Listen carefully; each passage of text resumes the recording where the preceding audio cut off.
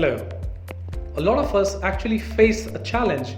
How is it that we should stand when we have to make a stand-up presentation, or when I'm conducting a session standing in front of a lot of people? Now, a couple of things to be taken care of. First things first, stand at a position you can see everyone and everyone can see you. Do not stand too close to the audience, do not stand too far from the audience. So the rule is, stand at a position you can see everyone, everyone can see you. Number two, ensure that your weight is even on both the legs. A lot of times I see a lot of people doing like this, it's like a seesaw. They are shifting their weight from one leg to the other. Sometimes I also see people taking a step forward and a step backward like this. 1, 2, and then they go back 1, 2. And they keep on doing it. They don't realize. However, remember, this could actually be a deterrent for the people to learn from you or to hear from you what they are saying. So which means what you need to do is ensure that you stand firmly on your feet and your toes should point straight. It should not be V-shaped, okay? It should be pointing straight. Next question is, what should be the width of your legs?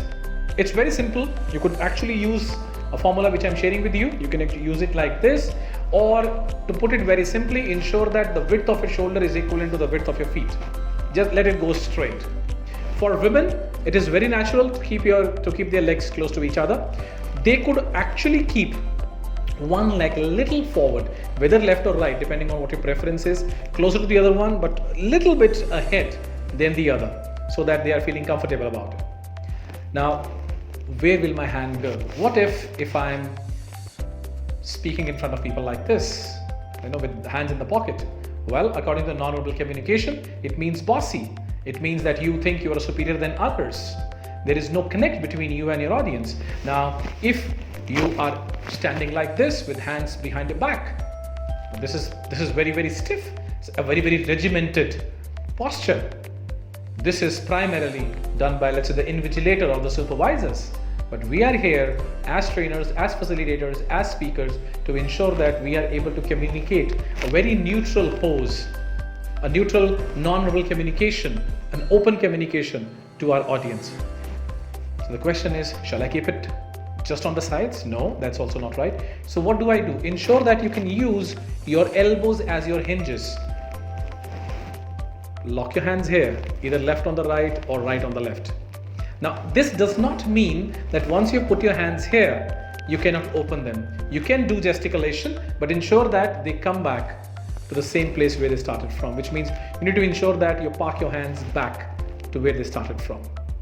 Now, when you are speaking to the audience, let's say somebody asked you a question, what you will do is you will actually focus your entire focus on that individual, which means be a spotlight when somebody is asking you a question.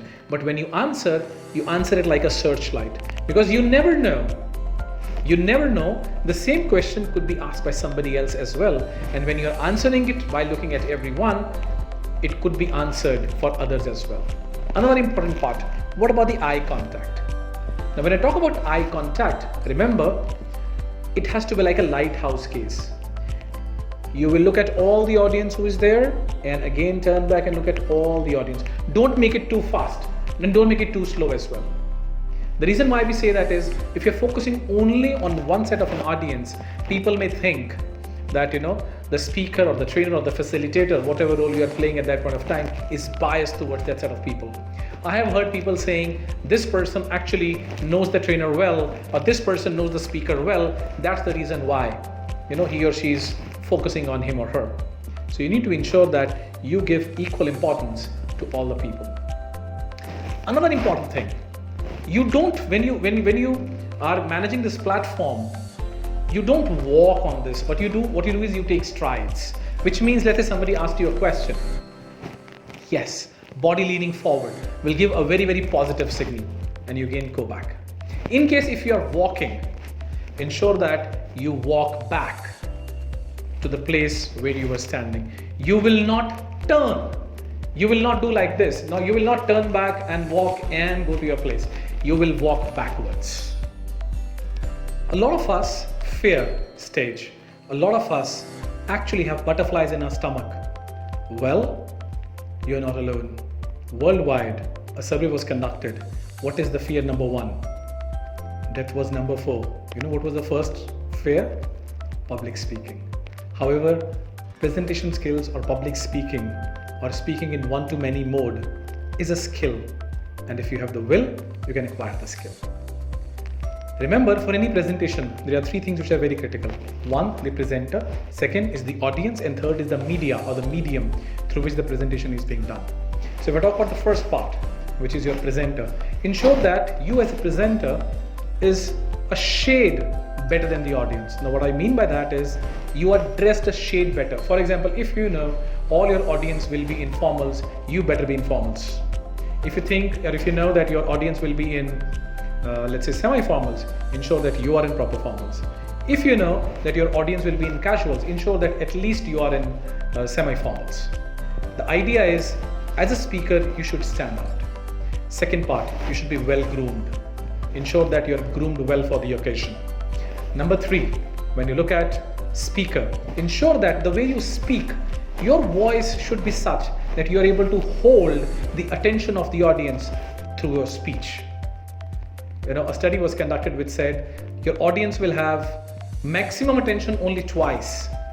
First is when you start, hello, hi, my name is so and so, and you start a presentation. And second is when you say to conclude. In between is something your skill to hold the attention of the audience.